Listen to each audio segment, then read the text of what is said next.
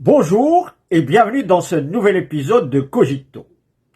Le statut et l'appellation de première dame ne constituent pas une pratique courante, ni encore moins une tradition ou un usage protocolaire dans les pays d'Afrique du Nord, mais bel et bien une mode, voire un titre ou une fonction non officielle importée d'Europe et plus particulièrement de France, dont les épouses des chefs d'État l'ont elles-mêmes emprunté à leurs cousines d'Amérique du Nord, plus précisément des États-Unis. Je vous parlerai donc des rôles, si rôles il y a, de nos premières dames du Maghreb, ou plutôt d'Afrique du Nord.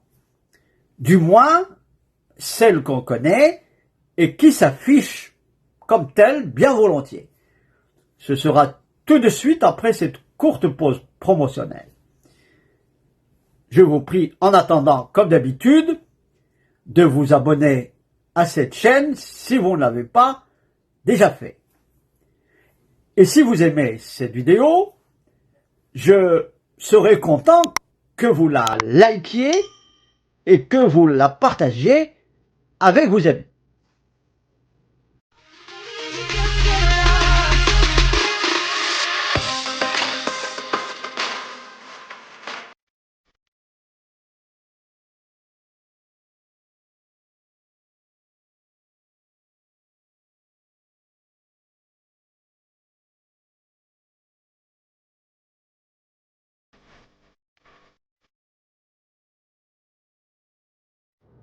Heureux de vous retrouver, mes chers amis, pour la suite de cette chronique. Commençons avec la première dame de Mauritanie, sœur des armes de son président d'époux, Mohamed Ould Ghazouani. Cette chirurgienne dentiste militaire a transformé son serment d'Hippocrate en un serment tout court, celui de défendre les droits des femmes et des enfants. Mariam Mint Mohamed Fadel Ould-Dah a grandi avec le militantisme social, mariage précoce et violence conjugale pour les premières, éducation et autisme pour les seconds. Elle continue depuis le 1er août 1919, date à laquelle elle brigue la fonction de première dame, de faire de ces créneaux ses principaux chevaux de bataille. Elle en sait elle-même quelque chose, son jeune fils Fadel devant durement dealer avec une condition autistique. Avant de continuer avec la première dame de Tunisie, Ishraf Chebil Saïd, je me vois dans l'obligation de sauter celle d'Algérie et de Libye. La première, dont on ne connaît que le nom, tante Fatima Zohra Bella, à qui Hamid Boun fait beaucoup d'ombre, n'a pratiquement aucune présence sur le web. La seconde, parce que tout simplement elle n'existe pas, du moins pas encore, mais on lui réservera probablement le portrait qui sied à son rang dès que les frères libyens tomberont d'accord sur l'oiseau rare qui devra conduire le pays. En attendant que cela se produise, revenons à son Excellence Ishraf Chebil Saïd, l'épouse du controversé chef d'État Kais Saïd. Magistrate de son État, cette juge de cour d'appel brille plus par sa discrétion que par sa présence aux côtés de son mari.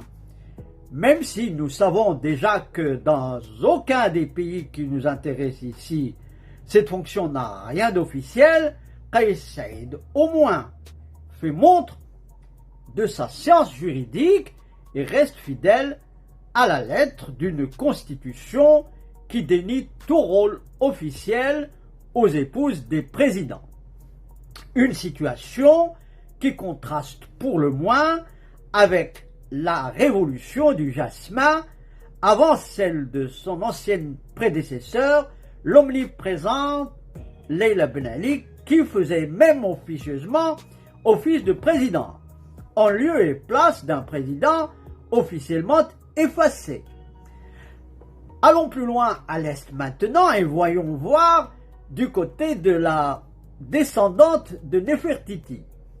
Intisar al-Sisi, épouse du maréchal président égyptien Abd Fattah Sisi, puisque c'est d'elle qu'il s'agit, a fini par avoir le dessus sur un entourage présidentiel d'abord hostile à un tel statut, mais qui a baissé les bras depuis le 8 mars 2020. Une journée mondiale de la femme pas comme les autres, qui lui a permis de frapper du poing sur la table et de prendre le taureau par les cornes en crevant ce jour-là l'écran de toutes les télévisions du pays, imposant ainsi depuis son look moderne qui contraste avec son discours conservateur. Last but not least, la meilleure pour la fin, celle pour qui le descendant du prophète n'a pas hésité à rompre avec une tradition ancestrale 12 fois séculaire. Une tradition qui reléguait jusqu'alors les épouses des rois du Maroc au statut de mère des princes et des princesses. Il a donc fallu l'avènement d'un roi moderne et réformateur pour permettre à ses concitoyens de voir à quoi ressemble celle qui a conquis le cœur de leur souverain bien-aimé. Un roi des pauvres à l'ouverture enrichissante.